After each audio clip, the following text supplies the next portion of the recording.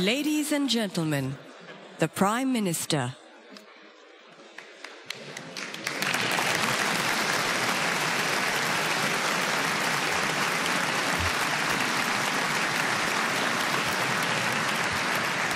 Good evening again. You have heard from Lawrence, Halimah and Swee Keat. Each one has shared his thoughts and his dreams for Singapore. I hope they've given you a sense of their thinking, and you have also got a feel for their personalities and the way they think. So I'll now share my views on where we should go, how we should get there. As usual, in Malay first, then in Chinese, then in English. Saudara-saudari sekalian. Ladies and gentlemen, first I would like to wish all Muslims Selamat Hari Raya Aidilfitri.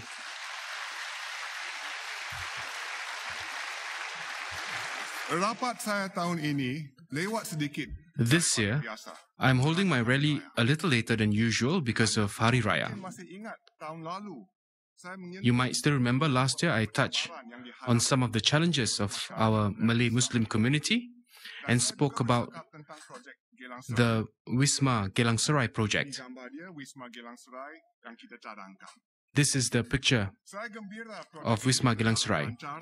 I am glad that the project is progressing smoothly and being well received by the community. A design competition for the building will be called soon. Do take this opportunity to submit your ideas for the project. Tonight, I want to talk about where Singapore, the country that we all love, is heading and how the Malay Muslim community has progressed with Singapore. I'm sure that you want your children and grandchildren to thrive. But before that, I feel we must tackle our first problem. Will we have enough children to form our next generation? You know the answer.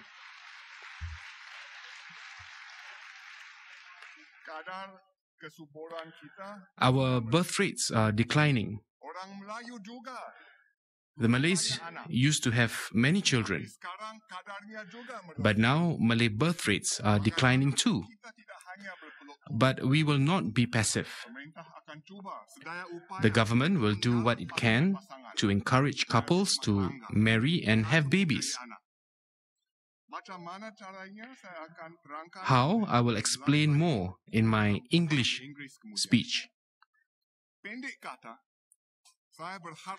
But in brief, I hope to hear more sounds of the Kompang celebrations and lusty babies crying from you soon.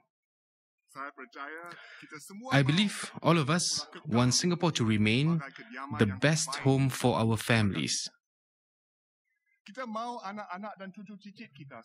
We want our children and grandchildren to live comfortably here and realize their dreams.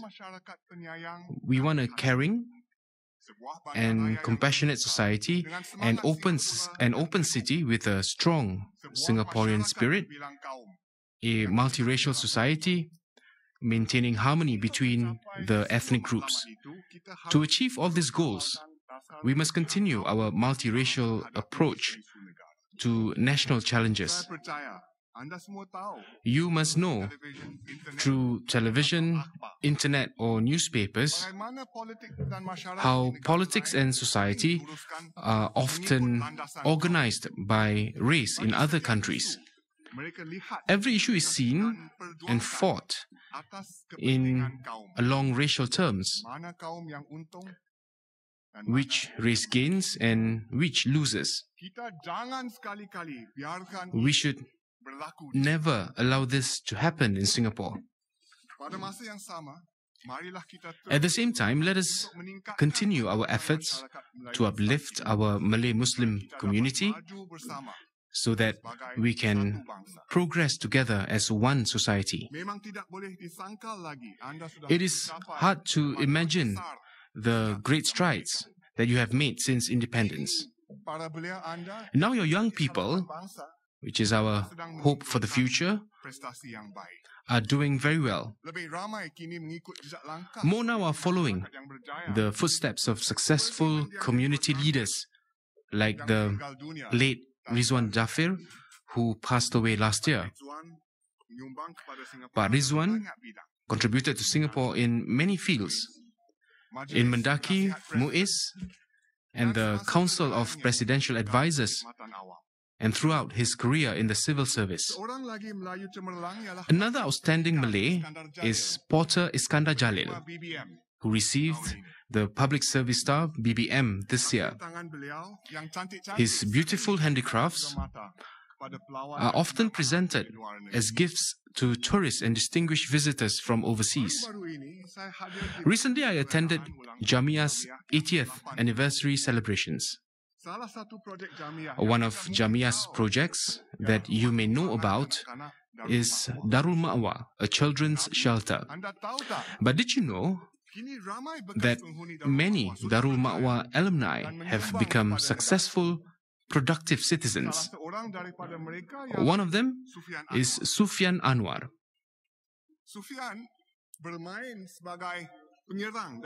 Sufyan is a striker on the Lions 12 team.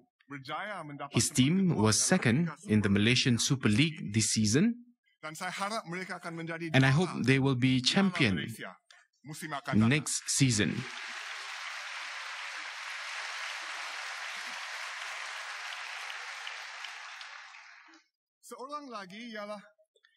Another is Zulfadli Nazaluddin. Zulfadli is a spacecraft analyst at Singtel. He was a polytechnic graduate and is now pursuing further studies to obtain his degree at NUS. Sufyan and Zulfadli have shown resilience and resolve, and such people are the role models of the community. Other youths have overcome difficult beginnings to do well. For example, Muhammad Kamal Jauhari Zaini. Jauhari admitted liked to smoke and played truant as a young student and was often caned. But he turned over a new leaf, worked hard, and made it to NTU. TTFS, or the Tertiary Tuition Fee Scheme, covered his university fees. Jauhari also gave tuition at Mendaki to earn extra pocket money. He recently graduated with first-class honours.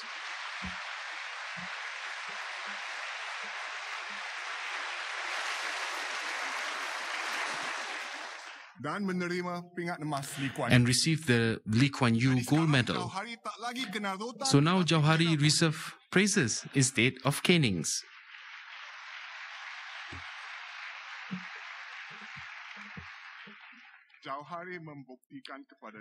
Jauhari is an example that if there is a will, there is a way. Another outstanding young man is Adil Hakim Muhammad Rafi.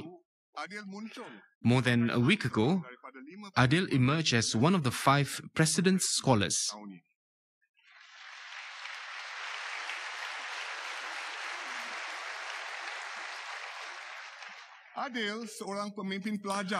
Adil was a student leader in Raffles Institution. He was also a member of the Singapore team that won the World Schools Debating Championship in the year 2011. Even as a student, Adil sacrificed time to enter the field and run educational programs for children and teenagers. All these successes are before your eyes. They prove that the Malay community can do it. Well done, all of you.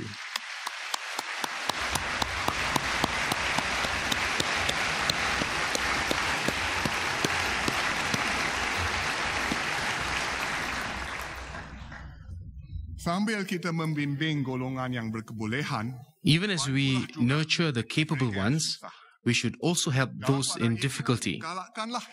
At the same time, encourage others who are managing adequately to do better. If you can maintain this progress year after year, I am confident that the community will transform itself and rise to the next level. This is our shared objective. So what more must we do now? I encourage all Malay Muslim organizations and activists to continue working together to tackle community issues harmoniously and cohesively.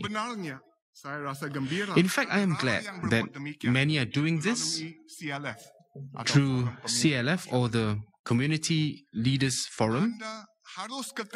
You should maintain the spirit of working together, make the most of your resources and talent so that you can achieve more meaningful progress for the community. As the Malay saying goes, unity is strength.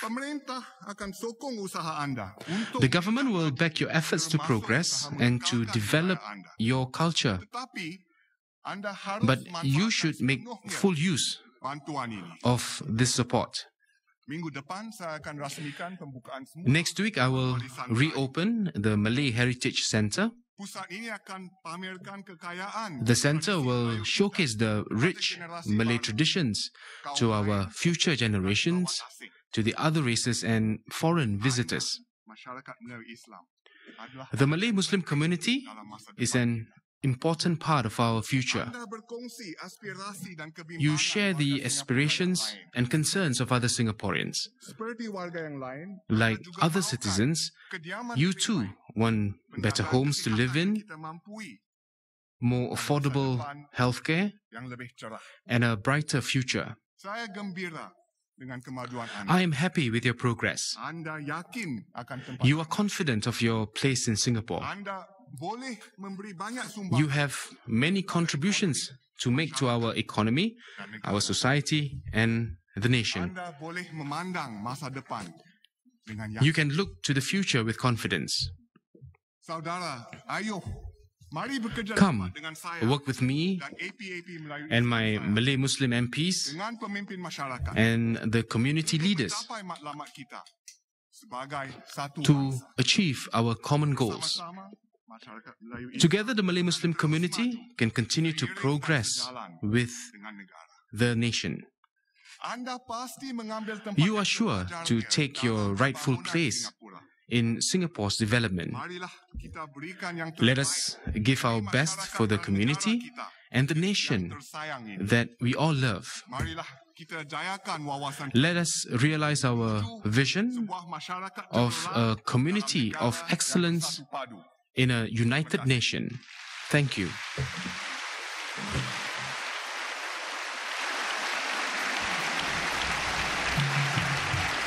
Sekarang izinkan saya mengucap dalam bahasa Tionghoa.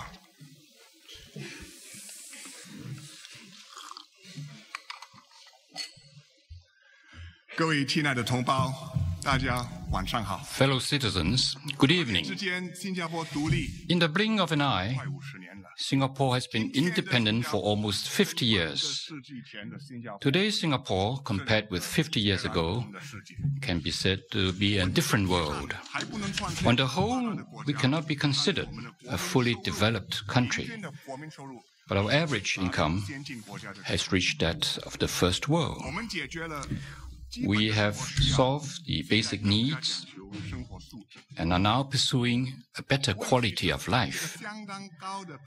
Question is, at this fairly high level, what should we do to scale greater heights? It's like climbing a mountain. The higher we go, the more difficult and tortuous the journey. Our situation is similar to that in Taiwan, Hong Kong, and Korea. We are the four small dragons of Asia. After 30 to 40 years of high growth, we have come to a critical turning point. The era of rapid growth is over. We are all seeking a more stable path going forward. This requires new strategies, new formulae. No country can say definitely that we have found the formula. Therefore, the societies in East Asia have seen some anxiety and some unrest and become the subject of some media reports.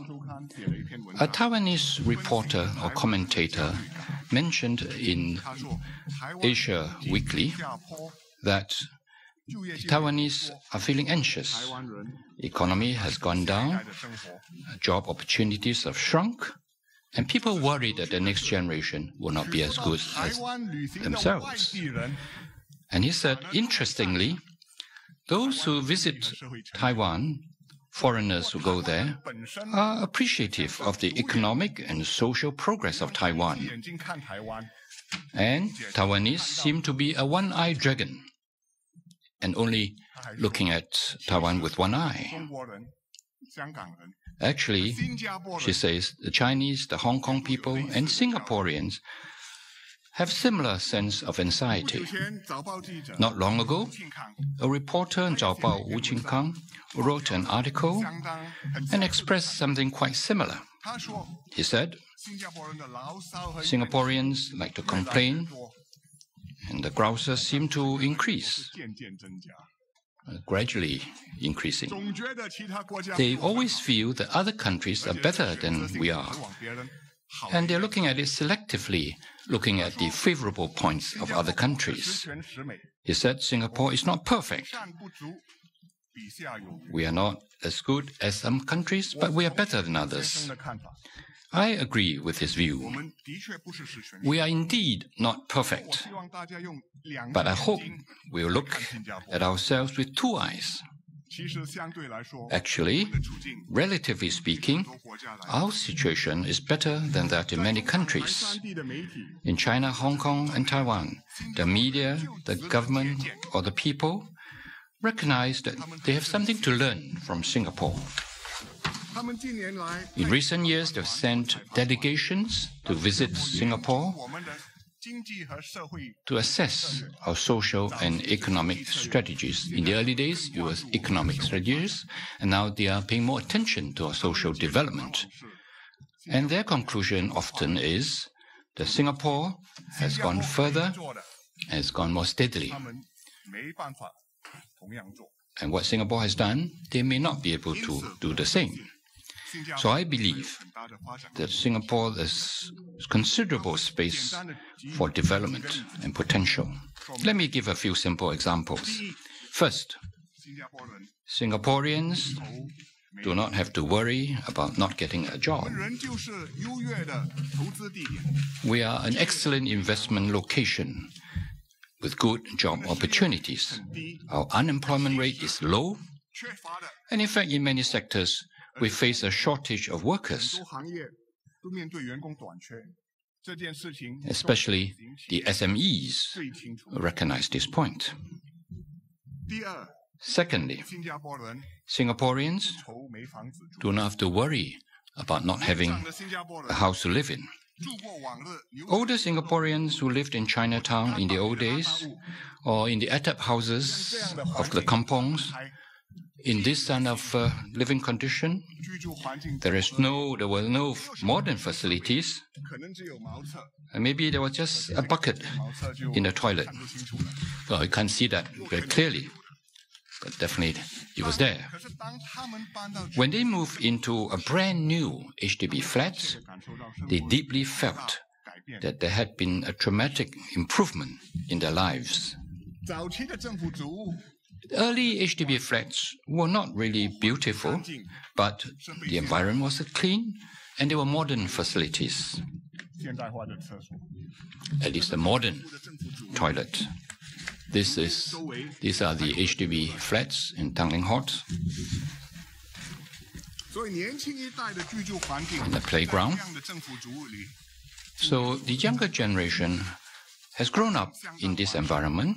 It's fairly good environment. So on this platform, to scale higher may not be as easy as before. But the government's commitment to everyone is that we should provide high quality and affordable flats. For example, this new generation flats, these are beautiful flats in Tegi Vista, and every constituency was something similar. This is a modern children's playground in Sengkang. They're more colorful and exciting. So not only do they not have to worry about jobs and housing, the young people do not have to worry about not having educational opportunities.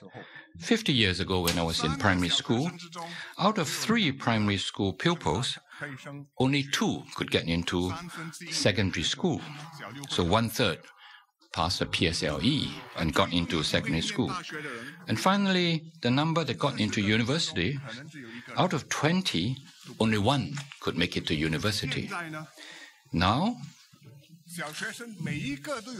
almost everyone can complete secondary education. And out of every 3 young people, 1 can get into university. Besides, there are multiple channels for higher education, polytechnics, ITEs, providing opportunities for many sectors. And there's a saying to say that in every sector, you could get a top scholar. So we have done well, but we have to continue to go forward. We must be far-sighted and renew ourselves continually so that we will improve year by year, so that in a new age we'll be relevant to it. So we hope to provide opportunities for people to realize their potential and their aspirations. So we have to ensure that our economy will continue to prosper and grow. When we want to achieve economic growth, it's not just for growth, but it's because we want to create better opportunities and a brighter future for our young generation. We must have this prerequisite, economic growth, before Singapore can be dynamic and full of hope. Of course, we are not blindly pursuing economic growth. We've always paid attention to social development and the quality of life of our people. In the next stage of development, we shall emphasize on a warmer and a more cultivated society. But this kind of society will need a firm economic foundation. Otherwise, it is just empty talk. In the next 20 years, it will be a rapidly changing, evolving society. We must seize the opportunity, get rid of the old, and develop new strategies to succeed. The young people can adapt to this new situation more easily, but the older citizens may find it more difficult. So we have to help the senior citizens to cope with the new situation. For example, older workers, we can encourage them to attend various training courses conducted by the government and NTUC to improve their skills and enhance their job opportunities. We have to help them to cope with the cost of living, medical expenses. For example, we have issued GST subsidies, GST vouchers, and top-ups to the Medisaves. So we have provided barrier-free public transport to look after those senior citizens who are less mobile. I also hope everyone to adopt an active attitude, keep healthy, and try to be self-sufficient. Of course, it's good to have lifelong learning and keep up with the developments in this world. Perhaps older people learn more slowly. For example, in learning to use the computers, the young people learn it as soon as they touch it. So the older people need the help from the sons and the grandchildren. I'm almost there. They learn it step by step.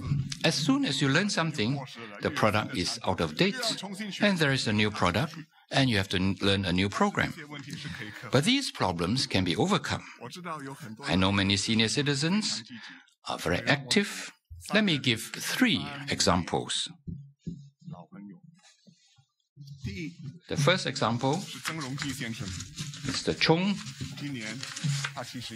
Winky, he's 71 years old. He's a chicken rice seller and loves photography. He used to be computer illiterate. A few years ago, he started to learn to use the computer, internet, and email. Now, he is a computer enthusiast and even an addict to computers. He maintains contact with the children and the grandchildren, looking for new chicken rice recipes on the internet, and uses Facebook to make friends and share his photographs. I'm also a beginner of Facebook, so I'm actually his junior. I have to learn from him.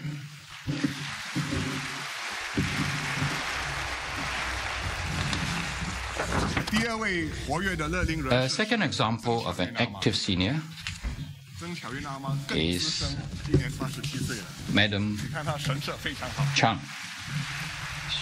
Chang Ka-fong. She's already 87 years old. You see, she looks very well. This photograph appeared too quickly. I met her at the basketball court of CC on National Day. I was at the Tegi CC. So after the ceremony, I walked out and met Madam Chang shooting the basket. So I chatted with her. She told reporters that every day she goes to the CC and she must shoot at least 50 balls into the basket before she's satisfied.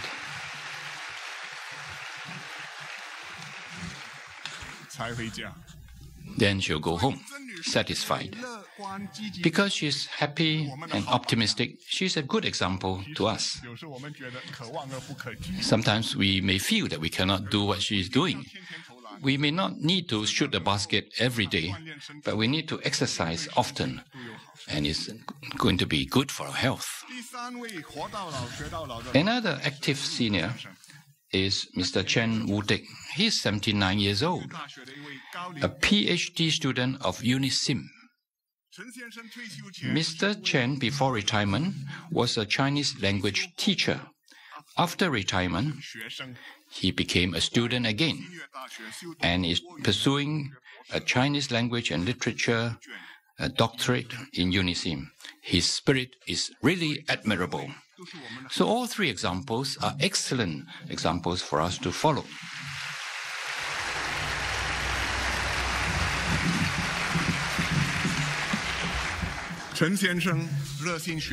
Mr. Chen's passion for the Chinese language inspires us.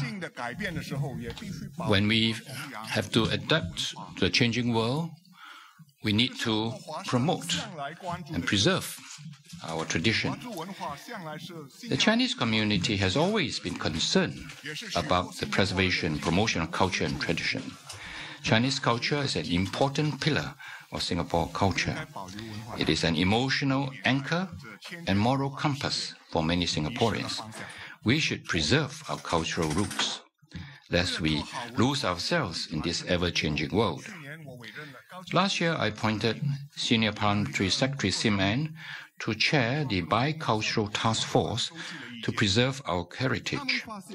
The task force gathered views widely and found that Singaporeans value their mother tongue.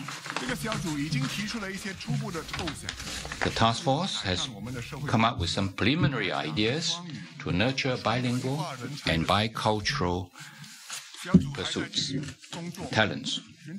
You will continue to seek and promote more ideas, and hope everyone will contribute your ideas to the task force. Our clan associations the community have always played an important role in promoting culture and education. At the beginning of this year, the Singapore Federation of Chinese Clan Association put up a proposal to establish the Chinese Cultural Center. I support the proposal. With the government's assistance, they have identified a suitable site, which is next to the Singapore Conference Hall. I hope that the Cultural Center will receive the warm support and sponsorship of everyone.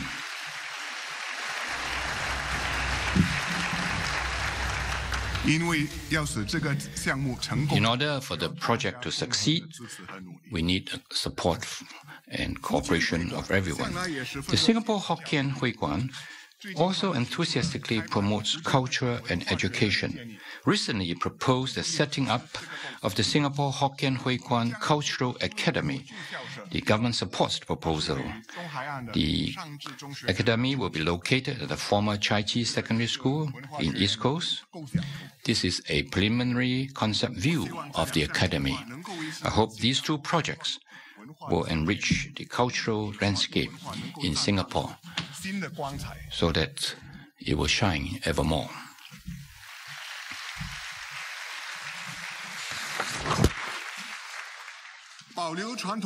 Preserving tradition and culture can strengthen our sense of identity. Singapore is an open city, and we have to work very hard to forge a united identity. Fortunately, our ethnic groups have coexisted in harmony and are integrated into one unique Singapore society. Hence, Singapore Chinese are different from Chinese elsewhere. Our Chinese language has local characteristics. We have some special terms. Recently, a National Day documentary was shown on TV, and there were some translation errors. National servicemen became national soldiers. HDB flats became national housing. This drew many criticisms. Obviously, the mistakes were made by foreign translators. The question is not in their translation skill or the linguistic skill. The question is they are not familiar with the local context or the terms commonly used in Singapore. Our special culture is different. It has brought us some problems. Translation is one issue. A more serious issue is to communicate with the new migrants. The new arrivals must work very hard in order to mix with the locals. Even if they came from the same culture and same race, there is some considerable difference. And this is one main reason for the friction between Singaporeans and the new arrivals. Singaporeans instinctively know the local norms for acceptable and unacceptable behavior because we're born and bred here. And unconsciously, we have absorbed the values, the norms, the customs, and common practice of this society. But new immigrants need some time to understand the Singapore mindset. This is a process which requires time, and we have to go along the path, maybe making some mistakes and learning from these mistakes before we finally find the right path to go forward. I urge new arrivals to make the efforts and learn some simple English to facilitate communication and interaction. And I also hope Singaporeans to help new arrivals to be more tolerant and to be more tolerant to them. It is noteworthy that groups of new arrivals have been active in charity and community work, becoming volunteers to help needing Singaporeans. These include the Kowloon Club, formed by immigrants from Hong Kong, and the Singapore Loving and Giving Society, formed by immigrants from China. The new citizens want to give back to society. They want to understand Singapore better. This is commendable and should be supported. The new immigrants may not be able to integrate fully into our society, but we can hope that the next generation will do so. I officiated at a new citizens ceremony in Tegi Community Center. There were new immigrants from many countries, Malaysia, India, China, and even some Western countries. And I chatted with a teenager, new citizen. I asked him, "Where are you from?" Immediately, instinctively, he said, "I'm from Ang Mo Kio."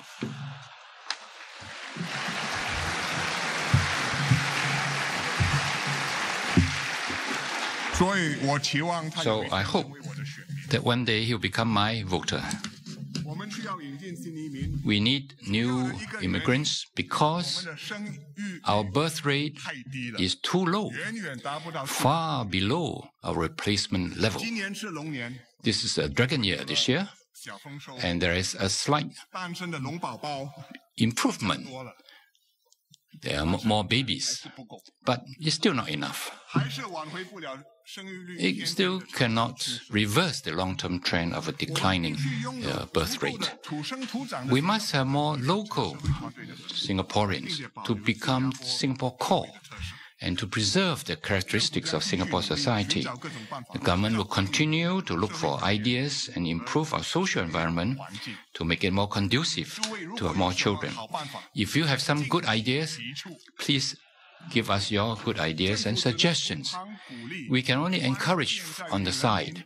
The key is that people must be moved and take action. So please work harder.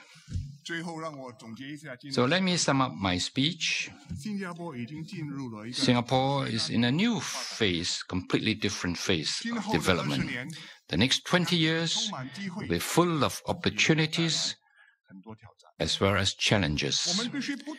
We have to renew ourselves continually and, when necessary, boldly innovate and reinvent ourselves.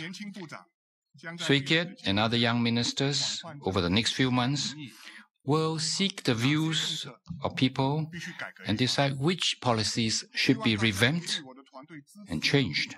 I hope everyone will support my team and seek together the way forward so that Singapore will continue to be a successful place, highly respected place, so that Singaporeans will create for themselves a better living condition, a higher standard of culture. As long as we work hard, we can create a better Singapore for all of us. Thank you.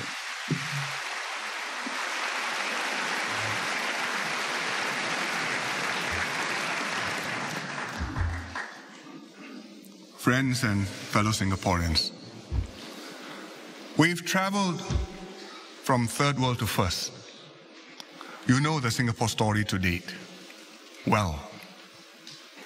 Our question is, what is the next chapter of this story?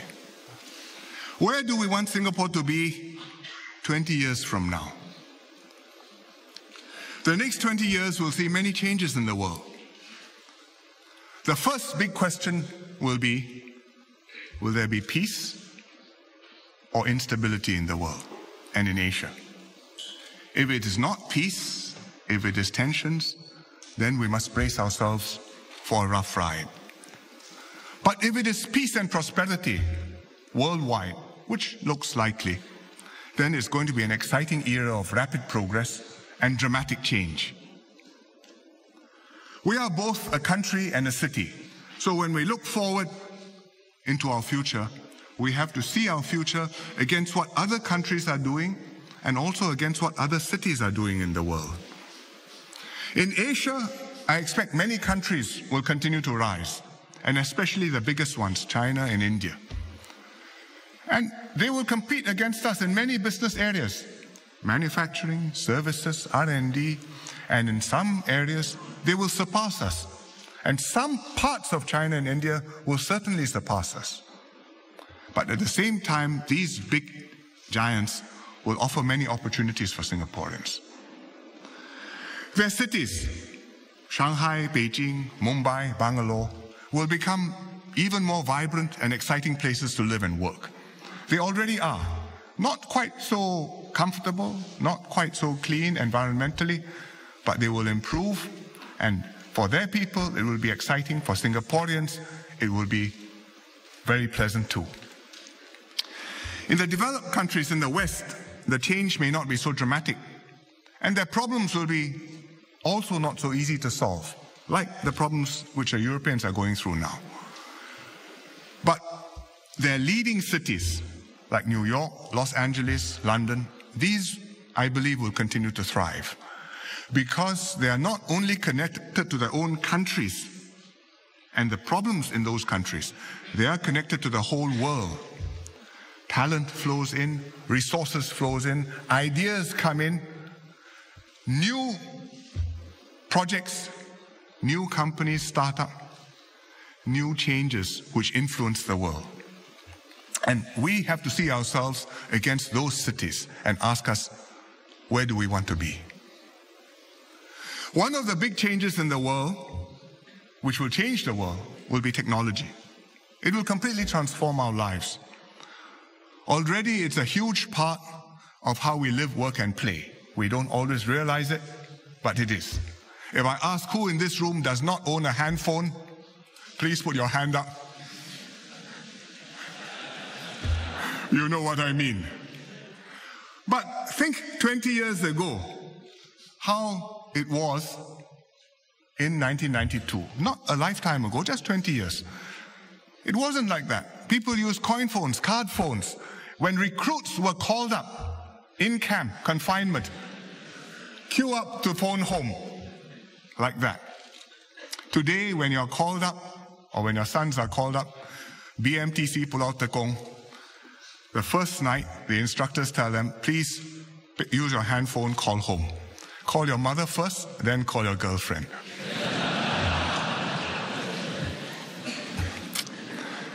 In 1992, the internet had not yet really come to Singapore.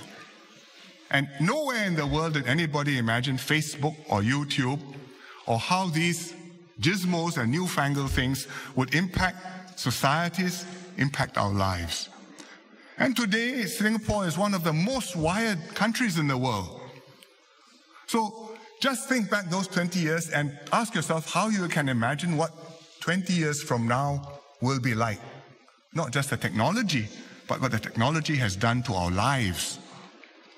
I just give you a few examples of things which we can see now, which I think will be big in the next 20 years. A lot of it to do with IT, with computers, with robots. The first one is this mysterious thing. This unidentified flying object was seen at a passing out parade on the floating platform recently. Recruit passing out parade. It circulated buzz on the internet. People ask, is this a secret spy project belonging to MINDEF? So I asked MINDEF, is this a secret spy project?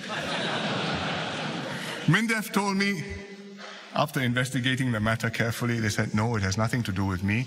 This is a UAV, an unmanned aerial vehicle. No pilot, but it flies, it's smart. And whom does it belong to? Jack Neo filming his latest movie, Our Boys to Men. It's just one of many uses which UAVs will have in the future. The military use them, reconnaissance, targeting, communications. Civilians use them. You can use them for crowd control. You can use them for civil defense purposes. You can use them to manage crops, to keep track of what's happening on broad areas. So many countries are interested in this. The US Defense Research Agency, DARPA, ran a competition recently on the internet for people to design UAVs. Crowdsourcing. There was an NTU team which participated. in this competition. It was called UAVforge.net. And the NTU team submitted a UAV, participated in this, and that entry was called Extractor X. Can I?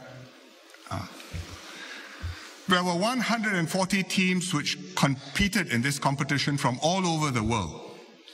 Extractor X from Singapore got into the final 10 and eventually ranked 6th out of this 140.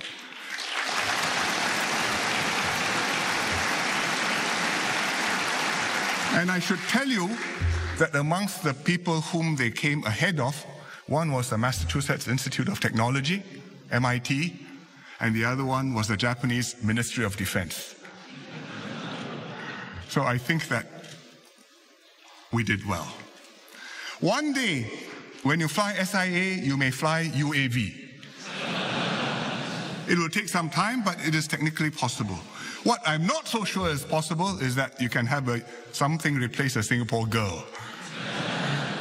And that, I think the human touch will be there for some time to come. But UAVs are an example of robots, technology, computers, artificial intelligence, which is going to be pervasive. In healthcare too, we are going to see changes. A-Star is doing research on brain waves. Reading brain waves using your brain just by thinking you control a robot. And here, this person is using his brain. You see all the electrodes attached to his head. He's controlling the computer.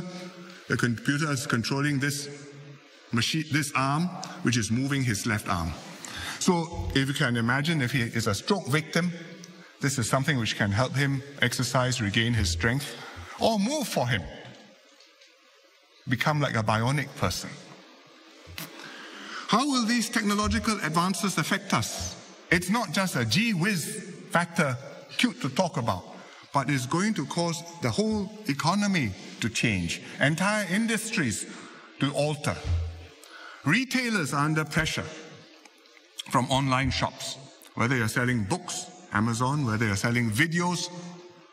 It's not even video delivered by mail, but video comes down your broadband. Even groceries, you can order, it'll be delivered. No need for the shop, no need for the expensive rental space. Some jobs will disappear. Others will have to be redesigned. Workers will have to be retrained. Learn to use technology, how to raise productivity. You may be cleaning, but you can't just be sweeping the floor. You have to use a machine to do it better. You may be a personal secretary, but your phone with Siri in a few years will be as smart as a personal secretary. The personal secretary will have to become office manager to do other things which a phone can't do. Our social norms will change. How we communicate with one another, how we interact with one another. It's going to transform Singapore in many ways which we can't tell.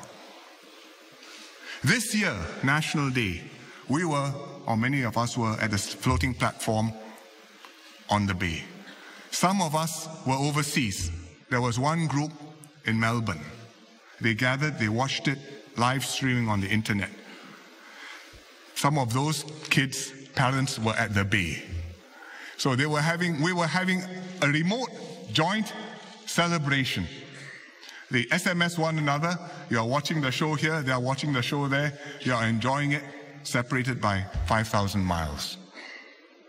It's a different world. Within Singapore, domestic factors will change Singapore too over the next 20 years. Some of these you can already see. A more mature economy, an aging society, a population which is better educated. But our future is not predetermined. It depends on ourselves. What we make of our resources, our education, our people, what we hope Singapore will be, and what we will Singapore to become. What we decide we want to be there, let's get there. We have to set a clear direction. We cannot just be blown off course or drift with the tides onto the rocks. So I asked Heng Swee Keat to lead a national conversation on our Singapore, to define what sort of country we want and how we can achieve it. So please join in this national effort. Think seriously about our future, contribute your ideas, work together to make it happen. In a rapidly changing world, Singapore must keep on improving, because if we stand still, we are going to fall behind. You may think you'll be happy as you are, but when you see how the world has moved and what the human spirit is capable of elsewhere, we will not be happy. And even if we are, our children will not be happy. So we have to keep on moving. And if we adapt to changes and exploit new opportunities, we will thrive. So what should the next chapter of the Singapore story be about? I think if I summarize it very, very briefly in 3 words: hope, heart, home. We always have to offer hope of a better future in Singapore. An economy that creates opportunities for our people. A society that nurtures our people to the fullest potential. And a people who look to the future and not just back to the past. A nation where our children will live better lives than us, as we did our parents. We've done it in this generation, for this generation, with this generation. And it was brought home vividly to me recently in one MPS session when Mr. Topi Singh came to see me. He's a Teck Ghee resident. He works in the construction industry. He came to see me for some help because he needed a recertification for the construction safety orientation course. But he had a problem because he's illiterate. He can't read English, he can't read Chinese. He knows the safety rules, he can pass the exam, but he needs somebody to read the exam for him. So could I please write him a letter? So I happily wrote him a letter, then I had a chat with him and his wife after that. And he told me proudly that his 2 children were graduates. The daughter, Hui San, is an accountant with IRAS, this lady. And the son, Wei Xiong, is an A-star researcher. He graduated from Singapore Poly.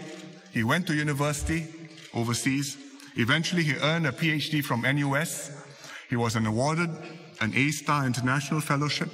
He did a postdoc fellowship in Harvard, and now he's back, research scientist, Institute of Bioengineering and Nanotechnology. I believe researching the structure of bones. So Mr. To was happy that his children had done much better than himself. And his family reflects the experiences of so many other families in Singapore and epitomizes Singapore's transformation in one generation from third world to first, from somebody illiterate, never had a chance to learn to read, but brought up children have been to Harvard, researchers, working, doing well. But beyond the broad lessons, I'm sure you'll want to know what happened to Mr. To's MPS case. I got a reply from the NTUC Learning Hub, which was a training provider. They've automated their process now, so you don't need somebody to read the questions for Mr. To. They advised Mr. To take the computer-based audio exam. So the computer will read the questions and Mr. To can answer. And I'm happy to say that Mr. To passed the examination.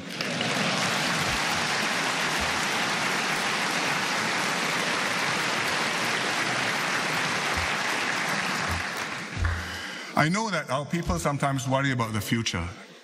Can our children really do better than us? But if we take a step back and look at where we are objectively and see our situation in perspective, I think the answer is we are in much better shape than we give ourselves credit for. We have strong fundamentals. What do we mean? A world-class workforce, sound finances, a system that works.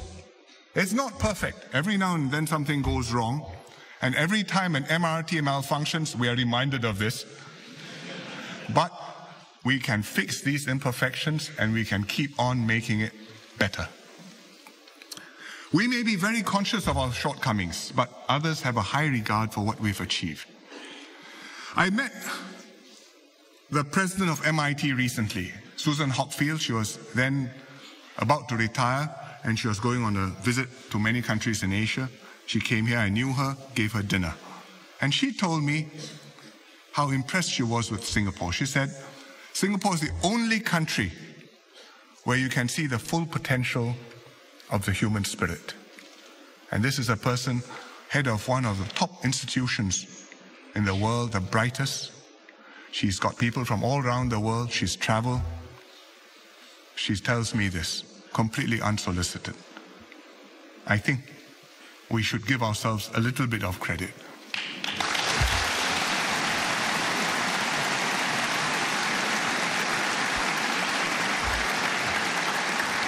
If we all work together and confidently tackle our problems, then I think we will improve our lives.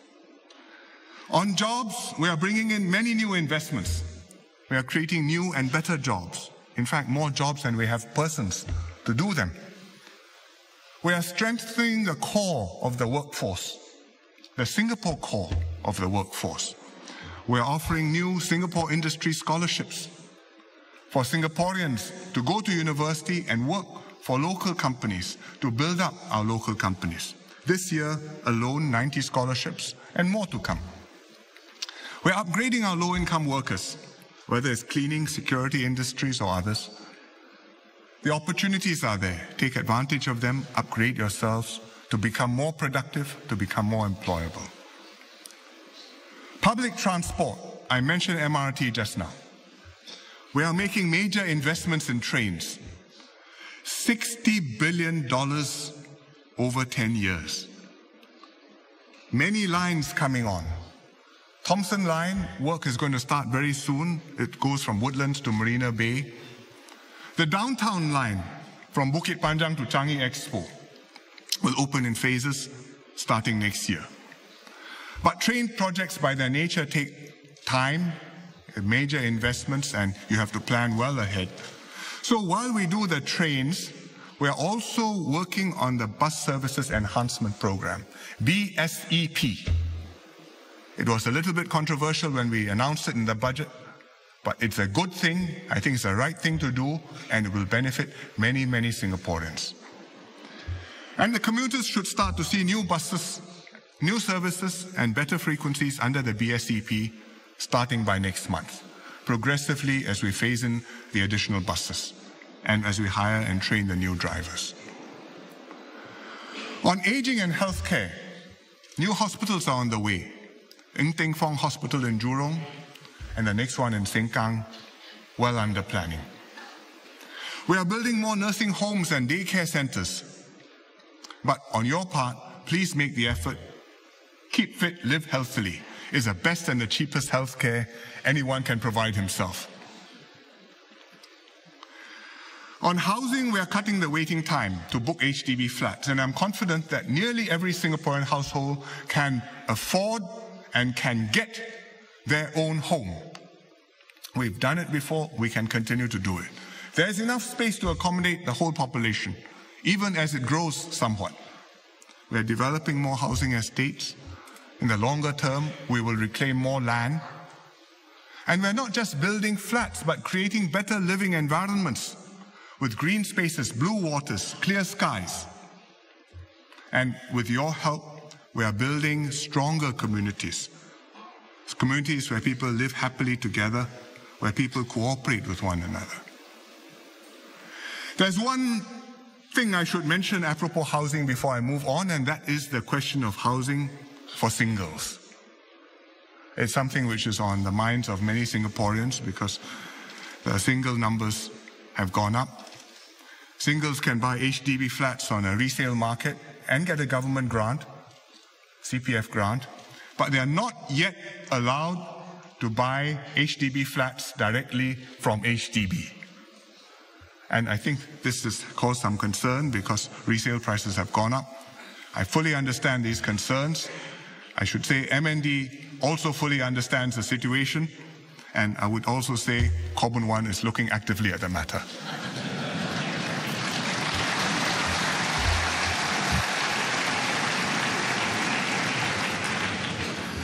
Beyond these immediate challenges, we have to look ahead, prepare ourselves for the longer term.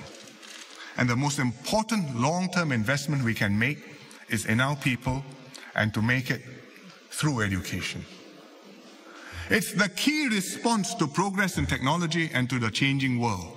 If you ask, how do I cope with UAVs, with technology, with computers, with life sciences, with new processes and products, the answer is educate yourself for the new world. Learn to control the computers and robots.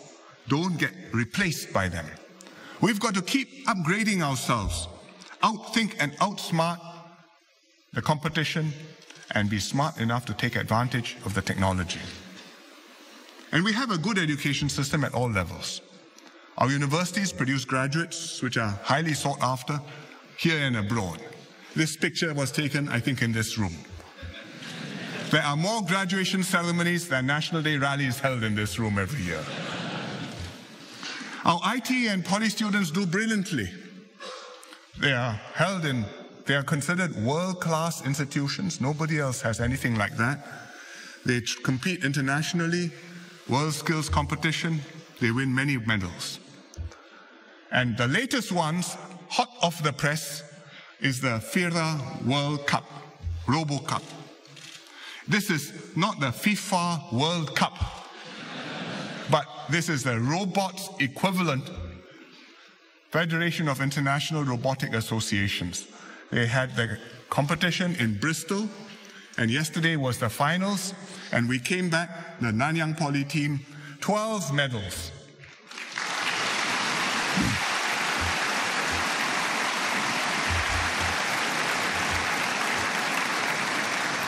Seven gold, 3 silver, 2 bronze. There are two classes, bigger robots and smaller robots. So the large one, Evo Rocky, won the overall gold. What did it get gold for? Sprint, weightlifting, penalty kick, lift and carry, marathon.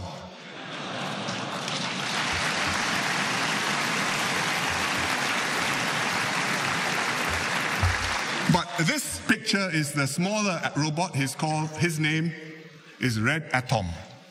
And he is the world record sprinter. World record sprinter. 3 meters forward, 3 meters back. The robot has to run, and it broke the world record in 32 seconds. And BBC reported on this and described him as a Usain Bolt of robots.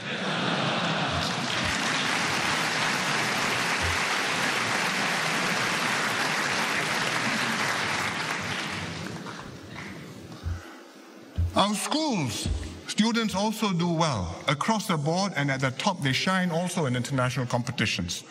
This year, our team won the International Biology Olympiad. We hosted it, and we won the team first place. And the International Mathematics Olympiad, which I think was in Buenos Aires, a Singaporean, Lim Jack, NUS Maths and Science School, was the top student. He came first, full marks, the only one to score full marks this year. First time it's happened.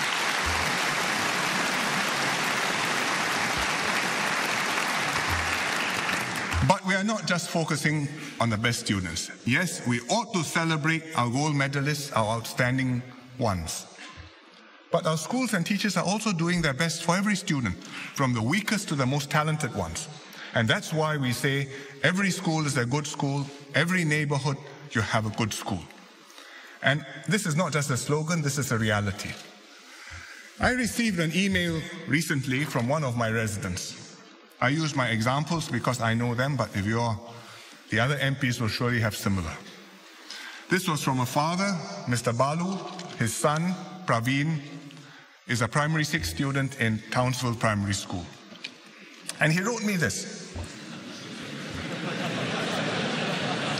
There's Balu and Praveen.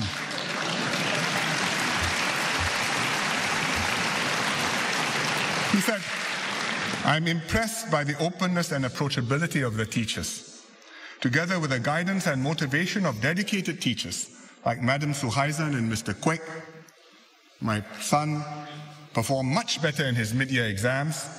With such a dedicated team of educators, we are certain that my son will be much better prepared for his forthcoming PSLE. So every school is a good school. And if you look at this picture, it tells a story because they are posing in Townsville, and I've been there, and these pictures are not drawn by the teachers, they're drawn by the students because it's a niche area of excellence for Townsville Primary School. I can tell you that when I was in primary 6, I couldn't draw pictures like that. And I still can't.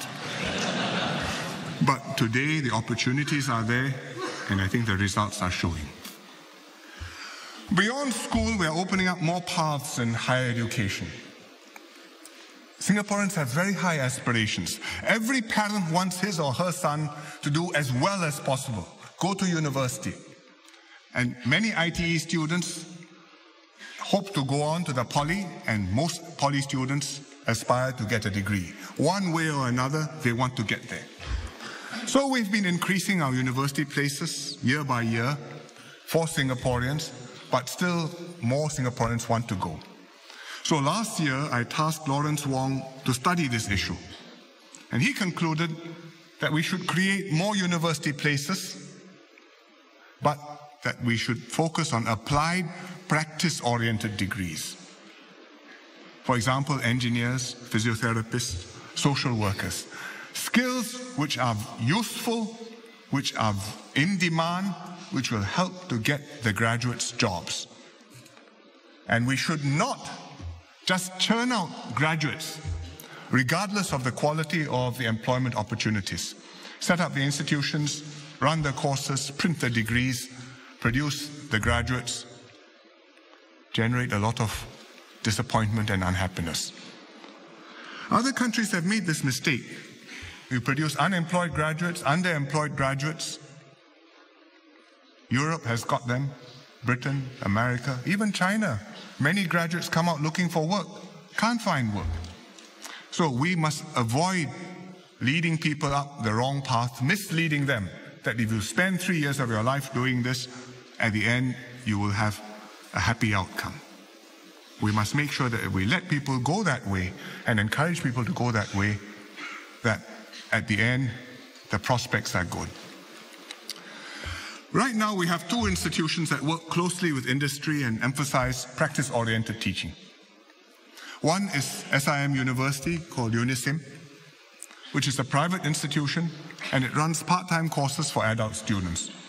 And it collaborates closely with the industry. For example, it runs aerospace systems courses.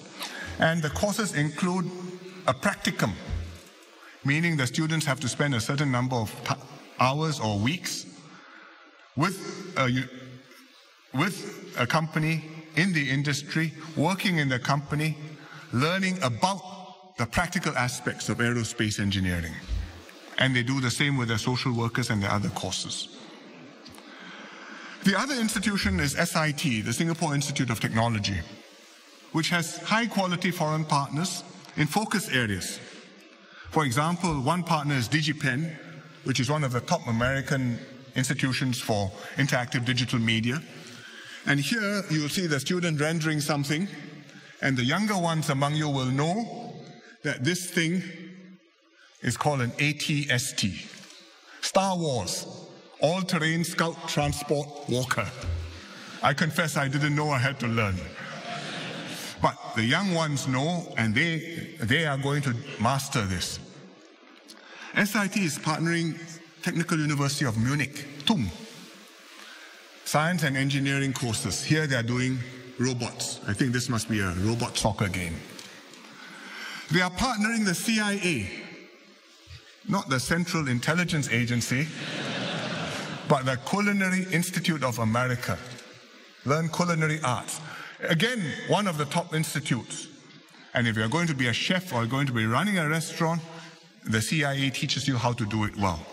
Here the students are learning from an American chef about pita bread. So SIT works with the foreign partners, and the degrees are currently awarded by these foreign partners. So what will we do? we will increase the full-time places for applied degrees. We will make SIT and UNISIM our 5th and our 6th universities.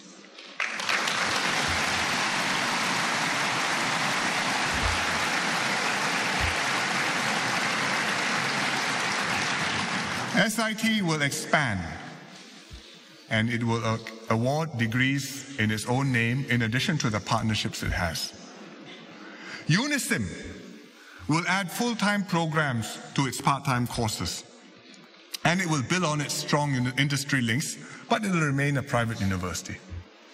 And that way we can increase the current full-time university intake by a total of 3,000 students a year by 2020. In other words, today we take in 13,000 undergraduates a year, first year. By 2020, we will take in 16,000 students a year, 3,000 more. And that will mean 40% of each cohort will go to university, up from 27% today. And that will include more poly students and more JC students. And I think that it will help to meet the aspirations of many Singaporeans. That's for full-time, but at the same time, I think we should not forget the part-time students, the adult students. UNISIM runs part-time courses. I visited them recently. I was impressed with them, with their students too. Most of the students are in their late 20s or 30s, mostly poly grads, gone out to work, and decided to resume their studies while working. I chatted with some of them. I asked them, why did you want to do this? Take this path. They said, well, when they left school or poly, they were not certain what they wanted to do, so they started work. After a few years of work, they knew the job market better, they knew themselves better, they had decided what they wanted to do with their lives. They resolved to enroll in UNISIM and start up again. Married, with children, with jobs, but they had decided to do it and they were going to make it succeed. So I found them mature, clear in their own minds what they wanted to do in their lives, determined to succeed. Quite a different profile from young students who go straight to university and for whom all possibilities are still open. So it needs tremendous commitment and grit to succeed if you go to UNISIM, and I think we should help people like that. Sometimes both husband and wife attend the course at the same time. And I met one couple, Alex To and Natalie Chen, who are both on course at the same time. Alfred To and Natalie Chen. Alfred is doing marketing, Natalie is doing visual comms. Midway through the course, Natalie got pregnant. So the course had to pause. The baby was born. But when the baby was a little bit older, Alfred and Natalie resumed their course. And now the baby is a toddler, Zhixuan, and Alfred and Natalie are about to graduate.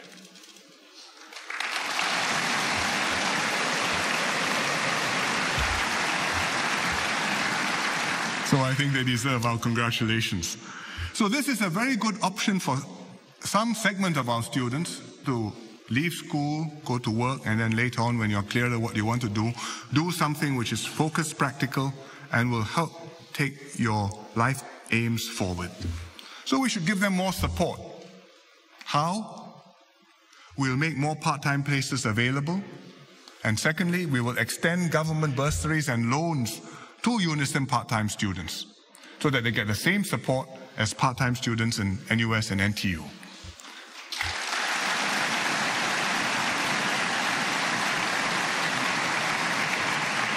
When I met the students, some of them asked me, says, can you allow us to take our CPF for education, just like people can for the full-time courses?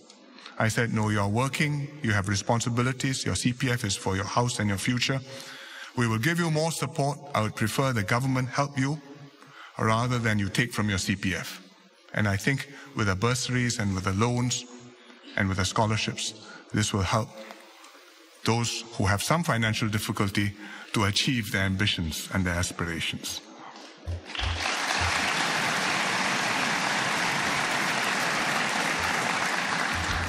MOE will announce the details later, but I hope Singaporeans will take advantage of this, not just to collect a piece of paper, but to develop yourselves, learn something useful, make a contribution to society. At the other end of our education system, we also need to improve the quality of our preschool education. Once upon a time, education used to start when you went to school and entered primary 1 or standard 1. My mother's generation, it was like that. About 90 years ago now. She only learned to read when she went to school. And it wasn't because she was disadvantaged or deprived. It was the norm. That's how kids learned. And she never felt any loss, and she managed perfectly well in life. But when it came to my turn, she sent me at a young age to Nanyang Kindergarten to learn Mandarin. And that was 50 plus years ago. Times had changed by then, and times have changed even more now.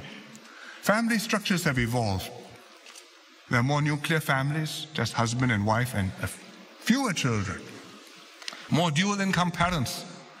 So fewer opportunities for the kids to socialize at home with grandparents, with elder siblings, with cousins. We now know how important the early years are for children's development. The brain is most receptive to learning certain things at that age, especially languages, sounds, grammar, pronunciation. It's an age where kids can gain confidence and curiosity about the world around them. What's that? Let's go and explore. Let's take a small risk, learn what is dangerous, what is not. It's also when kids should pick up positive behavior, social skills, and learning attitudes. When to queue up, take your turn, share. And so good preschool education will prepare students to enter primary 1, and it will provide many long-term benefits later on in life. Whether in terms of your career stability, in terms of not getting into trouble with drugs or with crime, in terms of your family stability when you get married. So today in Singapore, nearly 99%, nearly all children, in fact more than 99% of kids already attend preschool. There's a diverse mix of operators. 2 key anchor operators, we call them AOPs. One is NTUC, the other one is a PAP Community Foundation.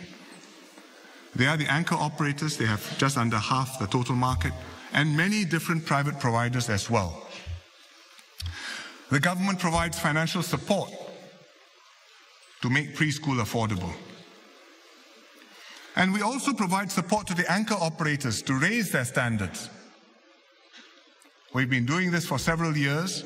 We're making progress, but I think it's not enough, and we have to do more. I think we have to substantially raise the quality of preschool education for children aged 5 and 6 years old, especially the AOPs, the mass market anchor operators. And at the same time, we have to keep preschool affordable, especially to the middle and lower income households. Because if you're going to raise standards considerably, it's going to mean more resources, higher costs. You're going to recruit more teachers, even better quality teachers. It's going to cost money. And if you're going to do that without raising the cost to the parents and keeping it affordable, the government has to come in. Our objective is to level up all our students and make a positive difference to their development, especially the students from the disadvantaged homes. So the government will invest substantial resources in preschool education and play a more active role. First of all, we'll establish a new statutory board to oversee preschool education.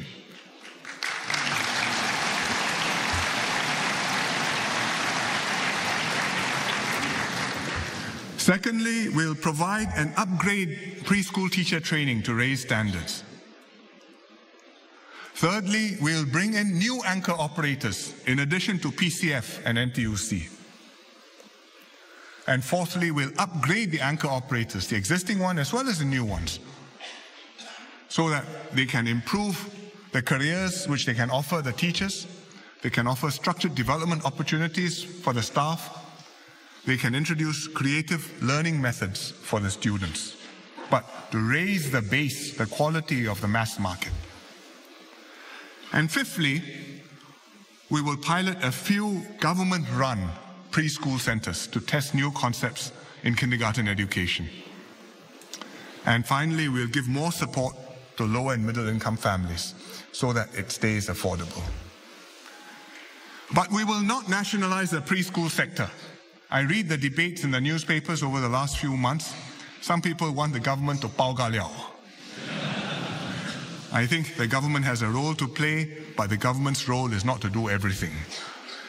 There's a mix of operators, and I think having a mix of operators offers diversity and choice.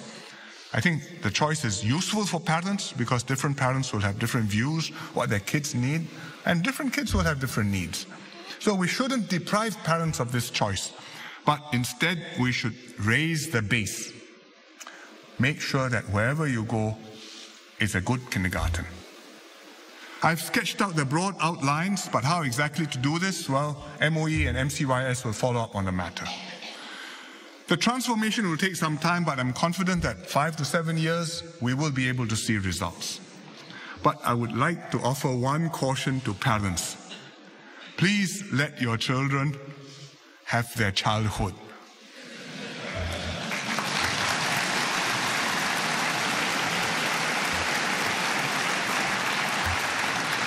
Preschool is to teach the kids certain skills which are best learned at that age. Language, social skills, basic motor skills. It's not meant for you to prepare with a primary 1, primary 2 textbook and to drill the kid at 3 or 4 years old so that by the time he goes to P1, he already knows what the teacher is supposed to teach him. Education experts, child development specialists, they warn against over-teaching preschool children. You do harm. You turn the kid off, you make his life miserable. Instead of growing up balanced and happy, he grows up narrow and neurotic. No homework is not a bad thing. It's good for young children to play and to learn through play. So please, I've heard of parents who send their children to 2 kindergartens. I read of parents who send their kindergarten-age children to tuition. Please don't do that.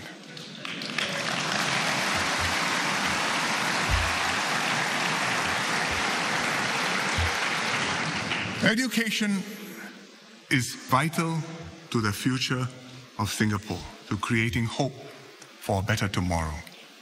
And hope is essential to our future and to the Singapore story. But besides hope, Singapore tomorrow must also have a bigger heart. Care and compassion for the needy and elderly, but also a largeness of spirit, a generosity, a magnanimity to those who are around us. It reflects the sort of people we are and the values which we hold dear. We've for a long time recognized the importance of taking care of the less fortunate members of society. We've worked hard to build an inclusive society and enabled everyone to enjoy the fruits of progress, especially the weak and the elderly and the disabled, through housing, through education, through healthcare, heavily subsidized and widely available. But especially and most fundamentally, through growth, prosperity, which has created jobs and improved lives for all. Over the last decades, new needs have emerged. Society has become stretched out, somewhat stratified. We get pressure of globalization. So we've addressed these new social needs with new programs: workfare, comcare, additional housing grants, special housing grants. So many schemes, so many ways to help. But the objective is targeted to uplift Singaporeans who need help. And in this year's budget, we made a major shift with an inclusive budget, with significant initiatives for the elderly, like the silver housing bonus, for the low and middle income, like the GST vouchers, for the disabled, like daycare activity centers. We're not just spending more, but we're setting a new strategic direction for Singapore and laying the basis for stronger social safety nets, which will stand the test of the next couple of decades. Because we are striking a new balance in our social compact. What you must do as individuals, as families, and what the state will help you to do so that we can advance together. And what we've started in the budget, we will build on in the years to come. But I would like, as always, to have a caution, have a care. 3 cautions. First, inclusiveness doesn't just mean more good things from the state or falling from heaven. All benefits have to be paid for. People say you're rich, you have reserves. We are already relying on reserves, spending part of the returns from investing these reserves. It's what Ministry of Finance calls NIRC, Net Investment Returns Contributions. It's an item in the budget. When you invest the money, every year it grows. You take a bit of that growth, or half of that growth, and we use it for our spending. And it's helped us fund many new programs and still balance our budget without having to push up taxes sharply. So last year, to FY 2011, from reserves, we got $8 billion to spend. We got more money from the reserves to spend than we got by collecting personal income taxes. And I think it's 4 times as much as we got from COEs. So it's not a small amount of money. It's 1/7 of our expenditures every year comes from our reserves. So we are already drawing on this. So if the reserves grow, you may get more. If the reserves don't, well, we will have to live with less. But we have to draw from the reserves in a sustainable way so that it stays there and you can continue to have money there year after year. We can't just spend everything on ourselves. We have a responsibility to the future, to the next generation. And we have to husband these reserves so that the next generation won't say, my grandparents, they spent it all. If you look ahead, the state is bound to spend more on social services. We are aging, medical science is progressing. Every year, the demands will increase, and these demands will have to be partially met from the state. So social spending will go up. In many countries, the politicians champion social spending, but they pretend that it doesn't cost the taxpayers anything. Even in Singapore, sometimes people tell you, doesn't matter, that's just a social investment. Since it's an investment, it'll look after itself. But let me tell you the truth. As our social spending increases significantly, sooner or later, our taxes must go up. Not immediately, but if you're talking about 20 years, certainly within that 20 years, whoever is the government will at some point have to raise taxes because the spending will have to be done and the spending will have to be paid for. And I hope that the government of the day will have the gumption to do that, and the population of the day will have the good sense to support that. So that's the first caveat. Nothing falls from heaven. The second message is social safety nets have to be coupled with self-reliance and resilience. We have to want to do the best for ourselves. People have to be motivated to make the effort, to strive, not just to queue up and get something from the state. The state will help you where it can, but it cannot replace what you and your family can do for yourselves and for each other. To survive, we have to be resilient, tough as individuals, close as families, cohesive as a society, strong as a nation. And we have to be prepared to compete and to hold our own. The competition is there. there is no place to hide.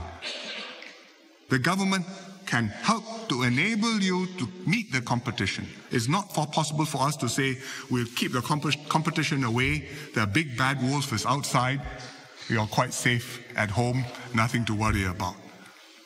Competition is there. We have to be tough enough. Sometimes something will go wrong. And when we encounter setbacks, we must have the spunk to pick ourselves up, dust off whatever stuck to us, and press on. The third caveat I have is we must maintain a sense of mutual responsibility amongst ourselves, and especially on the part of those who are more successful than others.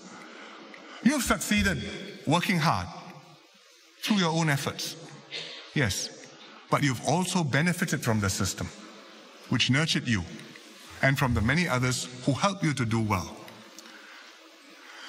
President Obama in America said this recently. He got flamed because it got politicized. He says, Obama said, if you succeed, it's not because of yourself. But this is exactly what he meant. You may be a great entrepreneur, you may be a very successful banker, you may have invented something, but there were schools, there were parents, there were teachers, there's a society, there's a system which enabled you to do well. Without that, you would have been nothing.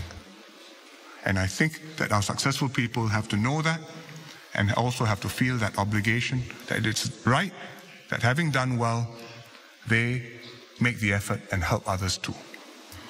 And one way to do this is by starting a social enterprise. One lady who started something is Josephine Ng, who started a social enterprise called Alteration Initiative. Josephine used to run a marketing agency, did well, but then she decided she wanted to do something more, sold it, and to give back to society. So she founded Alteration Initiative. And what it does is to provide professional alteration services. And the employees are women in need, so she trains them as seamstresses, she gives them decent salaries, and Alteration Initiative not just alters clothes, but transforms the employees' lives as well.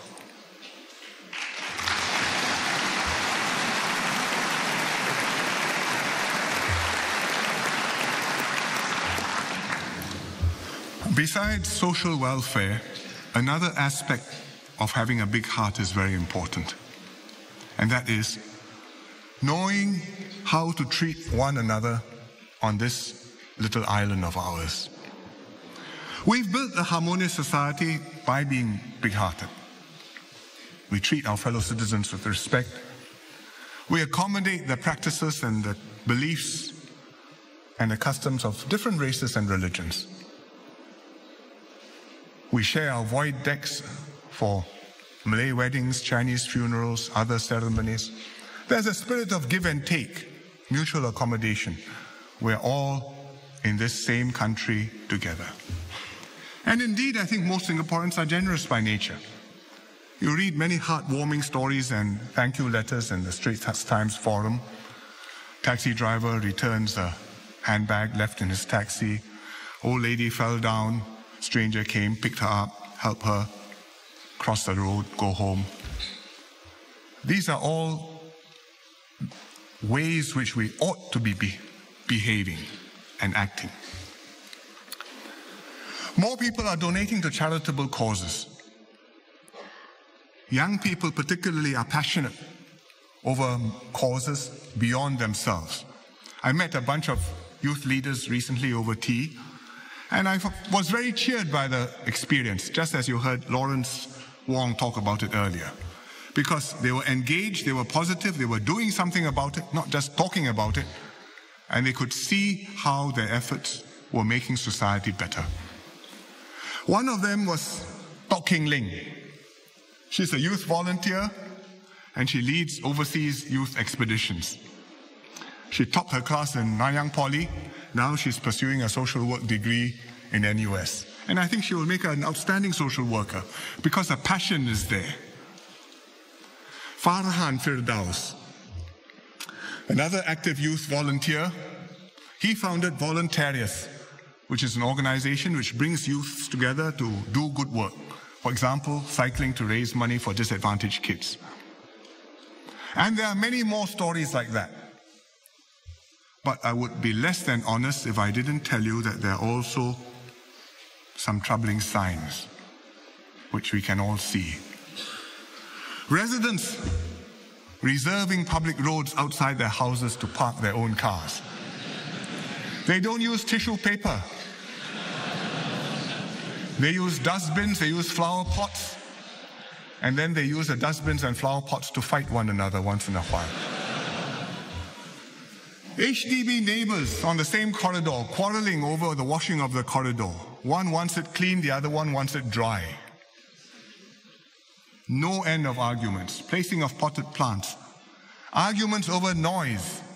One says he's practicing his singing, the other one says you're disturbing my child's examination preparations. It becomes a feud. The RCs have a big headache because they are friends with both, but they cannot make the problem go away. People objecting to nursing homes and studio apartments in their own place, but please put it just across the road so it's not too far away. These are not new things, it's still only a minority, but we seem to be getting less patient, less tolerant, less willing to compromise in order to get along.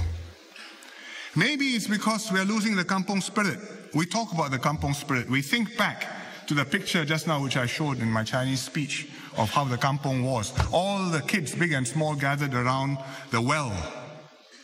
So you're not just collecting water or washing clothes or bathing, but you're interacting with one another and therefore getting along with one another. When we move into HDB flats, some of that remain. You have the common corridors. People leave the doors open, talk to one another. There are common spaces.